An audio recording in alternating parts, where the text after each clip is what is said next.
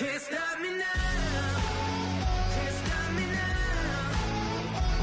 My feet have come too far to tie 'em to the ground. Hey Don, how's he going? Good. Getting it on.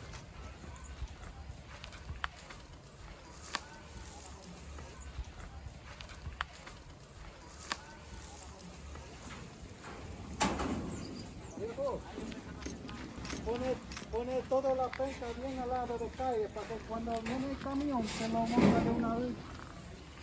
Ok.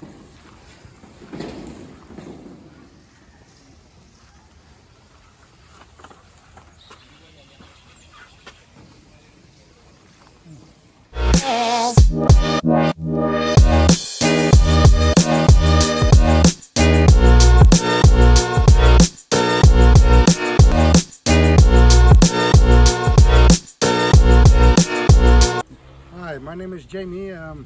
I'm from Holland. Hi, I'm from Holland. So where you from anyway? Holland, the Netherlands. Cool. Hi everybody, my name is Jamie. I build villas in Las Terrenas area, and in doing so I get a lot of questions and I run into a lot of situations. People asking me all kind of stuff. So that's why I thought it would be a good idea to make a series of videos exactly explaining how to go about building your villa in the Dominican Republic. So, for instance, a question I get asked a lot, how long does it take? Really, how long does it really take? Because everybody says, yeah, it takes this time, that time, and well, I can tell you a pretty straightforward villa, 3 bedrooms with a swimming pool will take about 12 months, more or less. It depends a little bit on the lot where you're going to build, because sometimes a lot is you know, like with an ocean view in a mountainous area, it takes a little bit more time to get out of the ground. There are also areas with water table issues. That could also take a little bit longer, but usually 12 months could even be faster. But yeah. So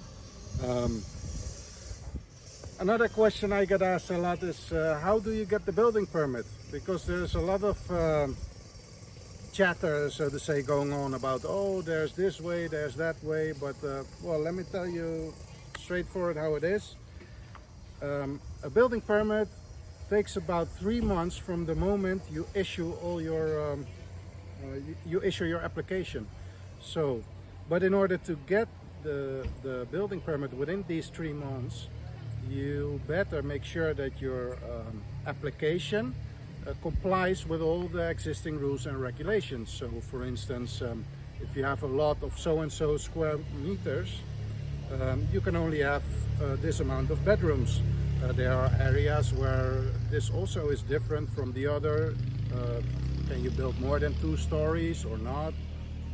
All kind of things, and you've got to make sure your application is in order. So then you will get it in 3 months done. I work with a reputable agent and he never failed me, but he really has to check your application, because you know, sometimes we'll have to make some adjustments to the plans to make sure that you get your application approved. Because, well, you don't want to have your application disapproved. That's the things that will make it to take longer than usual. But yeah, if you know what you're doing, in 3 months you'll have your permit.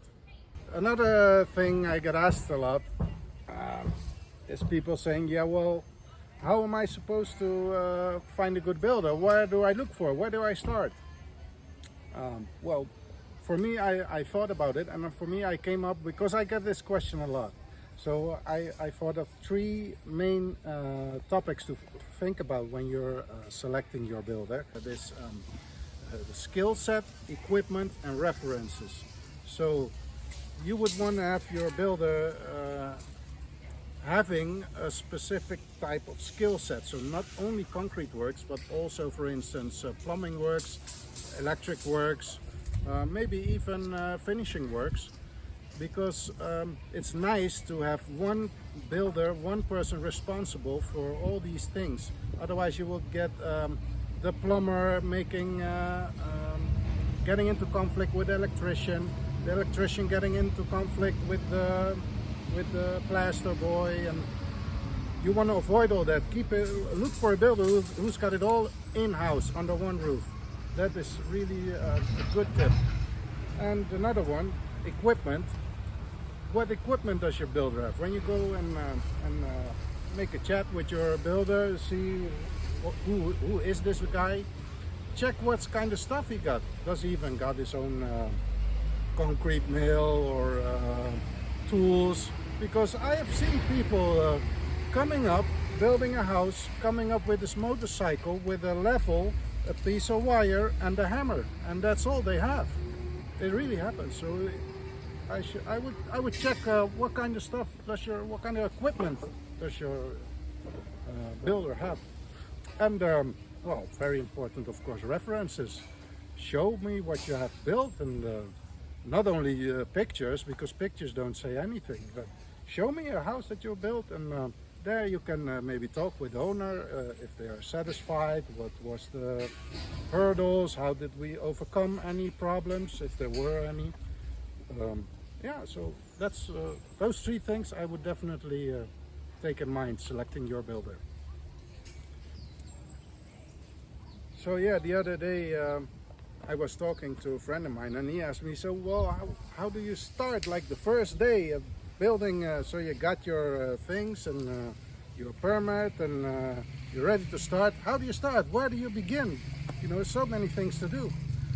Well, so it's not too difficult. It's basically you start with landscaping your lot, because well, if there needs to be any landscaping, sometimes not, but if there is, that's the first thing you do, because you're going to have big trucks coming in, riding around, and you don't want to have anything laying around. So the big trucks, if there needs to be done any leveling, or they can just go ahead and don't damage anything.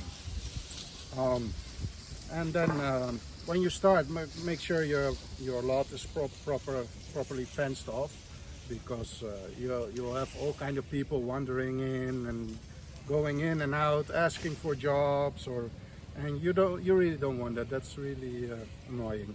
So better fence your property off before you get started. And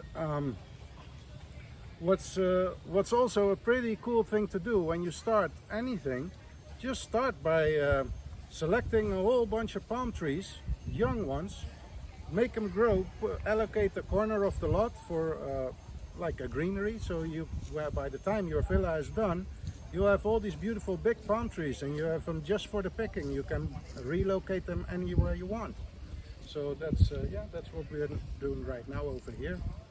And yeah, so when we got all of that done, you'll be building some shelter for yourself and your materials, and then set out the foundation plan, but do it good on the inch, preferably by laser measurements, because it's a general thing in construction. When you start with a mistake, the mistake will only get bigger and bigger and bigger. Like when you're a little bit off level, it's maybe not so much a problem in a one-story building, but by the way you get 3 stories high, you're way off, and that's in everything.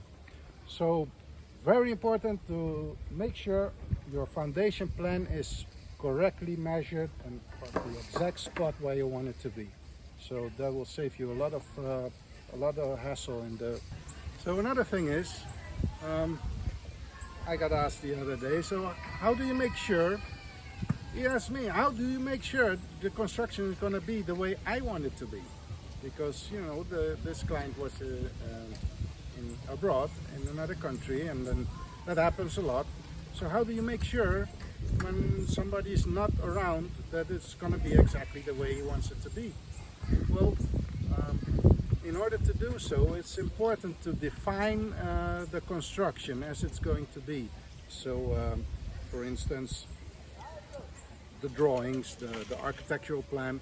Nowadays, architects work a lot with 3D render, computer-made pictures. That really helps a lot to get like a feeling of what is it exactly that the client is after. How does he want it to look? That's important. We work with. That's important. There are several good architects around here in this area, but you could even work with an architect back home. If that's maybe sometimes concerning the communication between the client and the architect to be able to define exactly what you want that is going to be built. And then architects, a professional architect will have drawings in such a way that a good builder knows exactly how to go further with that. And then during process, of course, it's important to have a good line of communication, progress reports. Make sure that you at least are able to speak the same language, because a lot of problems they arise because of miscommunication. That a client thought that he explained what he wanted, and the builder thought that you understood, but in reality people talk just right across each other and they don't understand each other. So communication is a key part in making sure that your construction will be just the way you want it to be.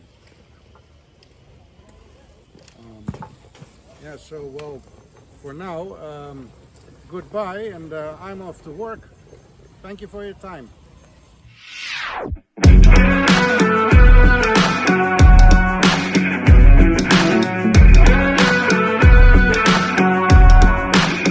So what's your specialty? Do you specialize in anything?